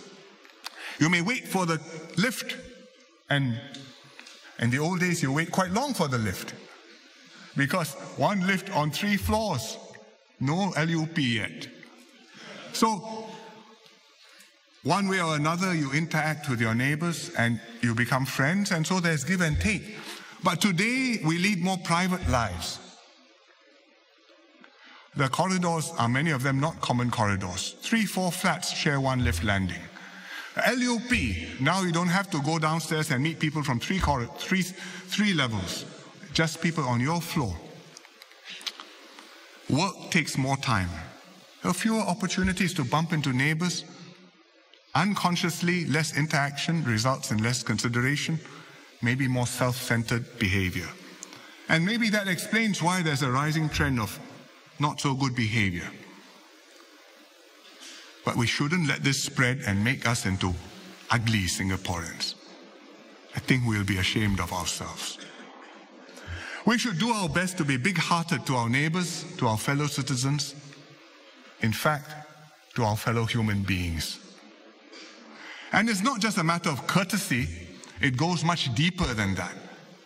It reflects how unselfish we are, how much we respect other people. There's one particularly difficult area where we need to be big-hearted, and that is in relations between Singaporeans and non-Singaporeans. I think most Singaporeans understand the need for immigrants, for foreign workers, and accept them. But many Singaporeans have concerns because the influx has caused some real problems, and I completely understand this. And I think it's fair enough for people to express concern or to disagree with our immigration trends or oppose our immigration policies. That's part of the democratic debate. But I'm worried by some of the nasty views which are expressed, especially online and especially anonymously, which brings out the worst in people. When a foreigner says or does something wrong, especially to Singaporean, the response is overwhelming. But when a Singaporean does something wrong, which I think we all have to admit once in a while does happen, very often the behavior is uncriticized. And when a foreigner does a good deed, very often that goes unnoticed. I'll give you some examples from the internet. Sun Xu became famous. NUS student made an angry blog post, offensive. He was roundly and rightly chastised and punished by NUS. But if you go online, you will find many nasty posts by Singaporeans about foreigners. In fact, there are some websites which specialize in tormenting and berating certain groups of foreigners from certain countries. Very few people stand up to say that this is wrong, it's shameful, we repudiate that. I think that's no good. You look at incidents on buses. The Straits Times published one letter recently about a foreign nurse on a bus, the foreign nurse who made a difference. Because a woman, old woman, got sick on the bus, threw up, dirty, smelly, the other passengers all shied away. This foreign nurse came forward, cleaned her up, helped her, took her off the bus. She was the only one who responded. So somebody wrote this in the forum page. There was no video, there was no YouTube, there was no internet response whatsoever. On the other hand, when two women quarreled over a bus seat, you know which YouTube video I'm talking about. The non-Singaporean behaved and screamed outrageously. The Singaporean sat there. The video went viral. So I think this, as the Taiwanese author says, Du Hsien Loong, one-eyed dragon. We cannot afford to be one-eyed dragons. It reflects badly on us. It damages our international reputation. People think that Singapore is anti-foreigner, xenophobic. New York Times carried an article.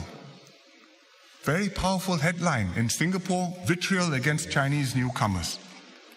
Other newspapers carry stories too. Herald Tribune carried the same story, softer headline. Financial Times, Wall Street Journal, even Xinhua carries stories. It doesn't do us good. But more fundamentally than that, apart from our reputation, it speaks poorly of what sort of people we are. I mean, what sort of people do we want to be? We need to be people who are proud of ourselves, who have a heart, who can feel for our fellow human beings, who will be courteous, respectful, and behave with others as we would like others to behave to us. It's not my job to give a lecture or a sermon. This is a speech. But I have to point this out. This is my duty. There will be social frictions from time to time. It's unavoidable. There will be non-Singaporeans who will behave badly. They may post something offensive. They may behave badly towards neighbors. They may offend people of other races because they are insensitive. They don't know what the norms are. And ditto, from time to time, there will be Singaporeans who do that too. And unfortunately, technology is one of the things which has made this worse, because with smartphones and social media, it's easier to give offense and it's easier to take offense. You cannot pretend you didn't see, and even if you think nobody saw, somebody may have filmed it. So we should deal with these incidents maturely. It's all right to express disapproval of what's happened. It's necessary even. It's not all right to be a one-eyed dragon or to condemn all non-Singaporeans or all Singaporeans based on the actions of a few bad apples. Also, it's wrong to slam the shortcomings of others but ignore our own transgressions. So we have to work on this from both sides. Singaporeans have to show a generosity of spirit to one another, including to the new arrivals. And the new arrivals also have to make the effort to embrace our values, to commit themselves to Singapore, and to integrate into our community. We will welcome you into our midst, into our family, but you must make the effort too. There are success stories in integration. Many immigrants from the PRC serve in the grassroots or do charity work. Many Indian PRs volunteer as youth mentors in Sinda, help little kids to read, to have other activities outside school which are meaningful. I was told of one German PR married to a Singaporean who shops at Tekka Market, makes his own sambal, and loves durians. So I think he qualifies as an honorary Singaporean. But one story in particular caught my eye, and it's of a Vietnamese girl called Lee Hsien Loong, who's here today. She came to Singapore when she was 15 years old, didn't speak English, on a scholarship. She went to school, she had difficulty adjusting because of language, but also because school was taught differently here and in Vietnam. But she went on to Temasek JC, things improved. Her classmates welcomed her, helped her to integrate. By the time she went to SMU, she was so localized that if you didn't know her name, you wouldn't know she came from somewhere else. So her fellow students elected her to become the International Student Secretary of the SMU Students Association. And her job was to lead efforts to encourage other international students to integrate with the locals and to learn more about one another's cultures. So here she is.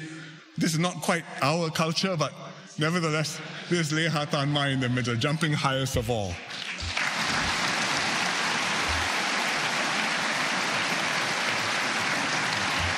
So I read you what she wrote in reflection of her experience here.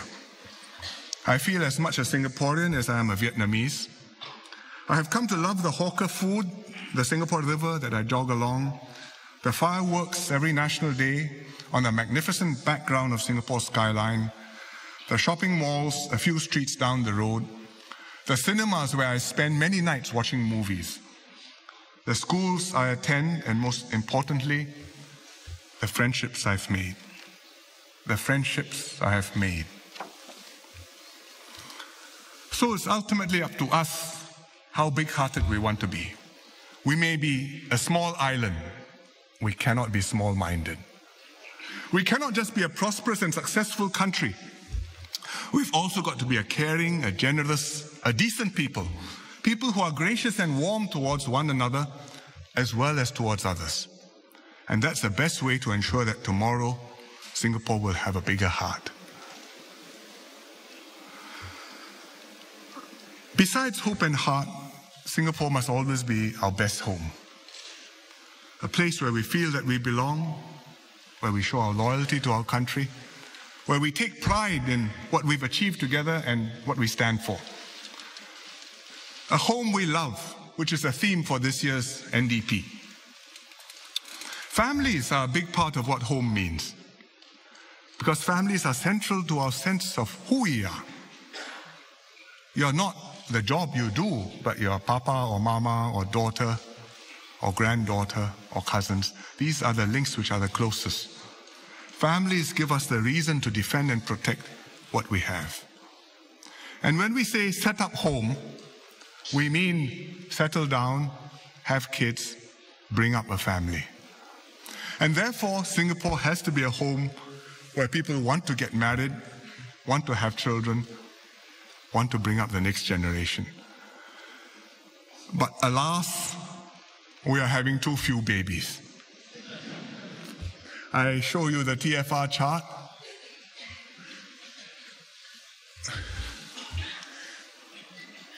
This is replacement level, 2.1 total fertility rate, which means every woman produces 2.1 kids, replaces herself, her husband, and a little bit to spare. But if you look at what we actually have been able to do from 1975 onwards, we started off there, around 2.1, but the trend has been steadily down ever since, coming down to about 1.2 last year, and all the way down. There are ups and downs from year to year. The red years are 12 years apart. 76, 88, 00, and 12. But I cannot imagine the 12 being here. And therefore, we have a problem. The long-term trend is down, but we cannot give up. We've got to do something about it. And when people ask me, which many visitors do, what problems do you have in Singapore? I offer them this one as an example of one not easy to solve. And they give me their ideas, sometimes serious, sometimes not. One Asian politician said, "Why don't you have more blackouts?"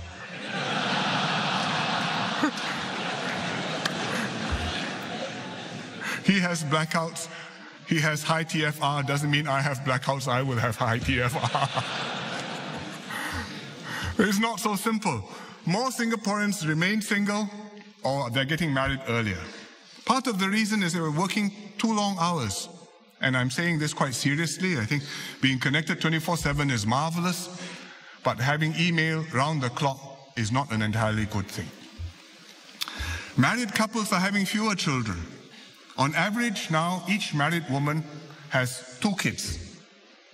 Previously it was more, so this number has also been coming down. So they are replacing mom and dad, but they're not making up for those who are not marrying and having children. And 20-30+ % now are not marrying, not having children. So we have a problem. Many Singaporeans have explained their considerations and their concerns when to get married, when to have kids. And I talked to some of them. Recently I talked to one young lady, a teacher. She has 4 kids, young ones, from the age 14 to the age of 1. And she's gone back to work as a teacher. And she appreciates the schemes we have for working mothers, paid maternity leave, flexi work arrangements, and so on. But she says, but if I took all these schemes, then I'm pushing my load onto my colleagues, other teachers. And furthermore, when it comes assessment time, my head of department and my principal will not know what grade to give me. So even if you give me more of these leaves and perks, it will not help me with my career, which was important to her. So I asked her, what is the one thing that would encourage Singaporeans to have children? And she said, work-life balance. But then she added, but that is not in your power to give. She understands. We want work-life balance. We encourage people to have work-life balance. But finally, it's the attitudes of the employers, it's the attitudes of the individuals who are pursuing their careers. It's a social norm. Everybody is working, so I feel I have to work long hours too. And so we are stuck in that position. I talked to another young couple. They're volunteers in my branch. And when I have MPS, the husband is there till past midnight. They're newly married, moved into an HDB flat in Sengkang, not ready for children yet, even though the flat has already arrived. So I asked them, what are your considerations? I want to understand how you see these choices before you. What would help? The husband said, you should make childcare more accessible. You should offer more flexible work arrangements. The wife had a slightly different take, also very sensible, and she said, I don't want 6 months maternity leave, my boss may forget about me. But if you can have paternity leave, and fathers can help to bring up the children, that would be helpful. So these are sensible views of young Singaporeans, and I'm sure they're shared by many other couples. So what more can we do? NPTD is studying this very carefully as part of the population issue. We are consulting widely, and we'll work out a package which we hope will be ready by the time our white paper is published around January. But meanwhile, tonight I'll just share with you some broad ideas which take in some of the views which we've received so far. And the idea is to address the issues which make a difference to the couples, either substantively or to point a signal that this is something which is important. Please think about it and please try to change our mindsets and our norms and behaviors. So first, work-life balance. I think we need to do more to promote flexible work arrangements, and we can help employers to go in this direction. We also have to improve work culture and employer attitudes. so that you have certain new norms which are set. And maybe we should take seriously the idea of having one day a week when you close shop at 6 o'clock, and if you're seen in the office after that, that's a minus for promotion purposes.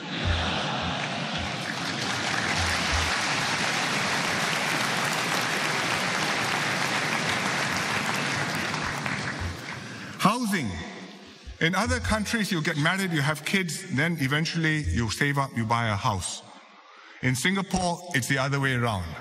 House first, then you think about marriage, then you think about kids. I think now that housing is off the boil and we have built more flats, many more flats in the pipeline, I think that we should give some consideration to giving couples with young kids priority when they book HDB flats.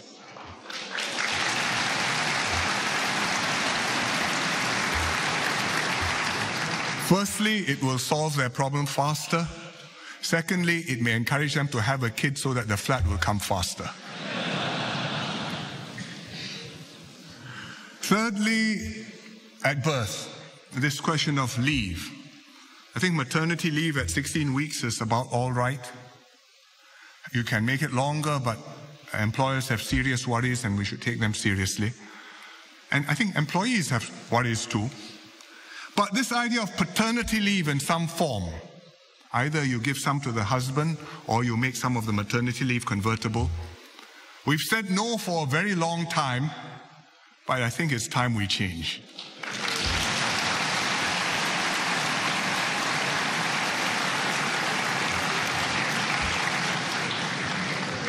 To signal the importance of the father's role and your shared responsibility for raising the children. So please use the paternity leave for the purpose it is given.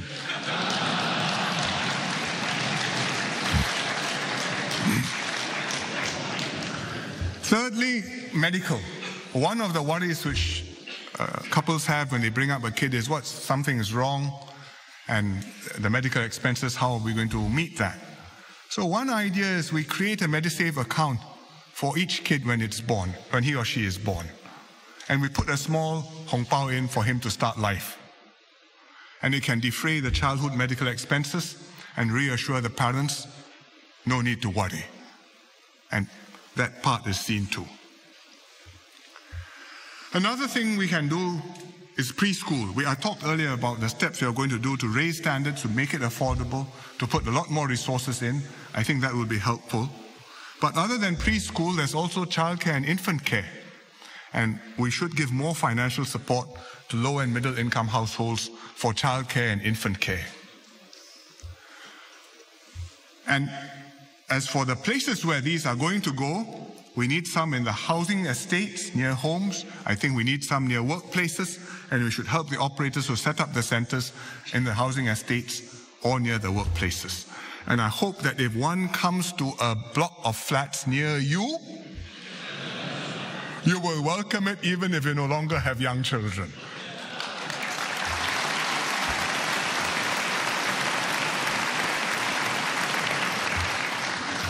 Finally, we can always improve. The baby bonus is always welcome. We can look at that, but I don't think money is the point. It's ultimately not about money, it's about values, about deep motivations. Singaporeans will marry and have children because of the fulfillment that having a family brings. And the measures, as I said, are to address the practical problems and to point the direction, to signal the changes we would like to see in the mindsets. Beyond this specific packages, we need to create the right environment, the right social environment, the right ethos so that Singaporeans want to settle down and have kids and strengthen that sense that this is home, here is where we want to raise our families.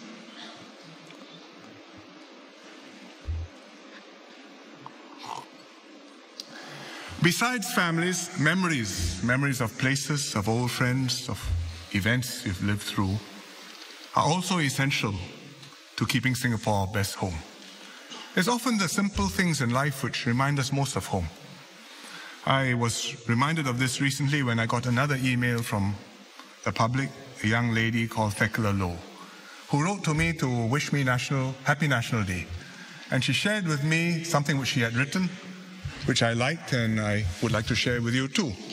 I quote a little bit of what she read, what she wrote. She said, "It's the simple things that I love about my country, like waking up on a Saturday morning, feeling the chill in the morning air, deciding to go downstairs to have a warm bowl of duck porridge instead of the usual cold cereal, having freshly fried piping hot yoja kueh with ice-cold soya milk on a whim." Mouth watering already. Having an elderly lady in a wheelchair pull up beside me, mistaking me for one of her kopi kakis and discussing the weather with me in Hokkien. Watching the Indonesian maid speak fluent Hokkien to her elderly wheelchair-bound employer and showing genuine concern and care for the old lady. Reminding me of my grandmother and her Indonesian helper, whom I'm truly grateful for helping to take care of the needs of my grandmother in her last years.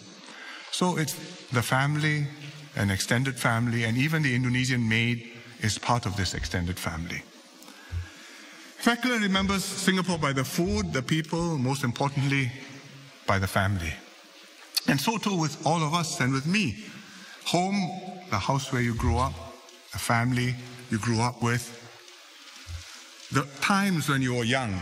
And this picture, which I discovered recently and had not seen before,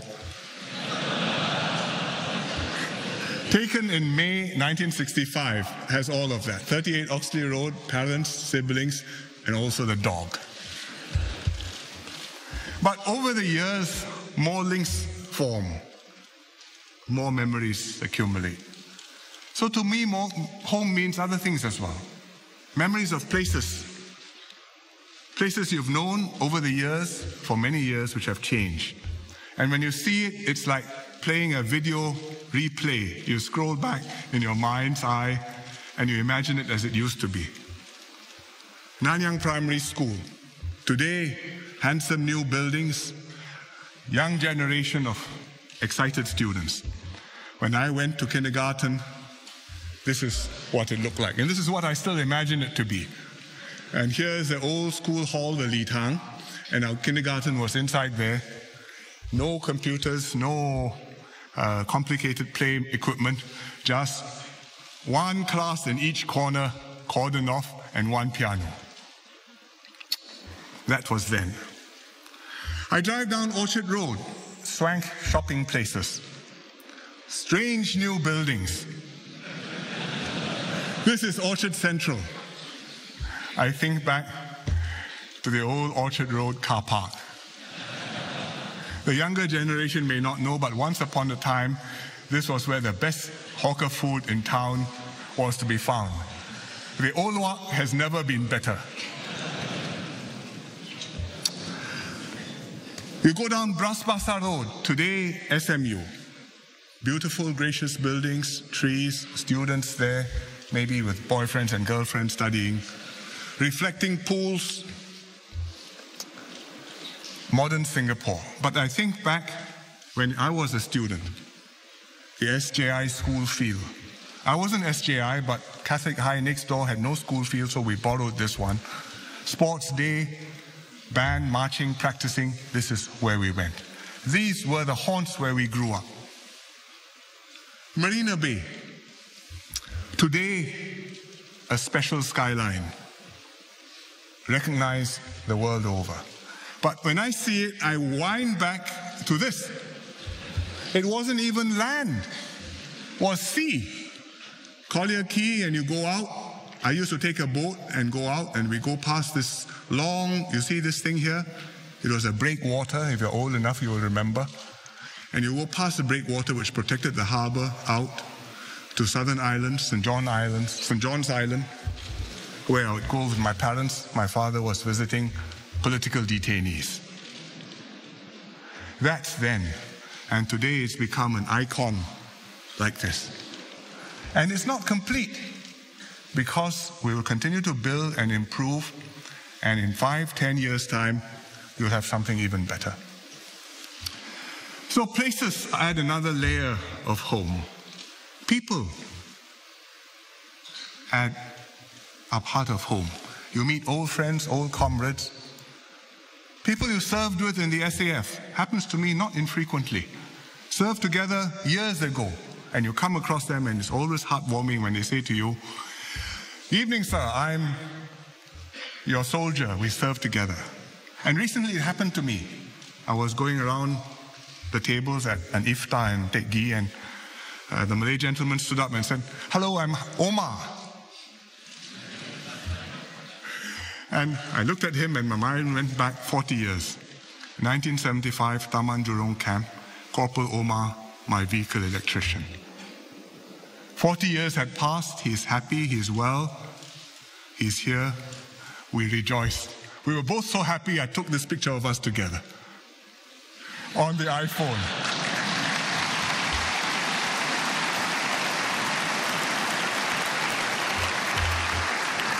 His son is now a cardiologist, so his story is like Mr. Topi Singh's. When you're overseas, you get a warm feeling when citizens greet you. People come up and say, "Hello, Mr. Lee, I'm from Singapore too." Happened to me recently. I and my wife were on holiday in Dalat, Vietnam, last December.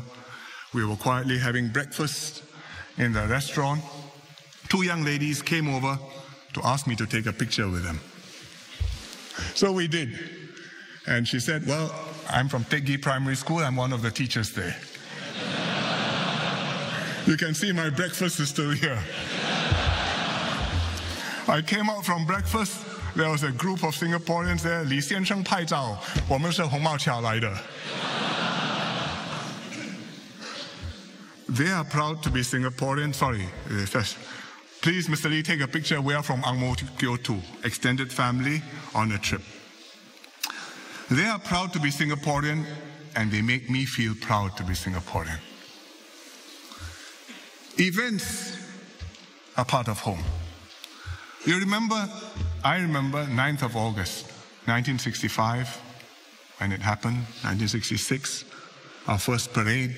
Nothing to march with except some national flags and colored flags. And then more variety, more equipment, helicopters, the national anthem.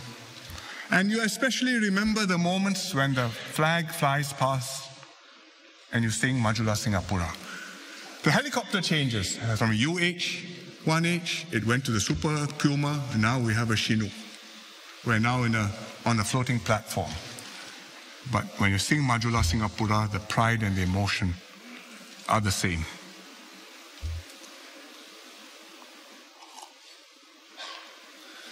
So all of us have our own memories and stories to tell, and therefore the Singapore Memories Project, 300,000 so far, still collecting. I've shared many people's memories today. Topi Singh and his family, giving his children the education he himself never had. Chung Win Ki, discovering a whole new world online and improving his chicken rice recipe along the way. Madam Chang Ka Fong, 87 years young, still playing basketball daily. Iskandar Jalil, creating beautiful pottery displayed all over the world. I've also shared with you about younger ones, their lives ahead of them, who will write the next chapter of our story and build their own treasure house of memories. Joshua Chu and the Extractor X team, making new breakthroughs to transform our lives. Jauhari and Adil Hakim, inspiring young Singaporeans to do their best. Praveen and his teachers, preparing for a brave new world. Tekla, discovering new things to love about Singapore. Alfred and Natalie, graduating from UNISIM, raising Zhi Xuan to be a proud and patriotic Singaporean. These memories come together to define the Singapore story for all of us. Individually, these are our life experiences. Collectively, these bind together to become the soul of the nation. We must cherish them and build upon them. In our shared future, the world may be completely different. Our lives may be quite transformed, but our drive to keep the Singapore story vital and fresh for all of us must never falter. Let's work together to create a better Singapore, where we look to our shared future with confidence and hope, where we treat one another and others too with a big heart, where we build for our children and grandchildren our best home. Good night.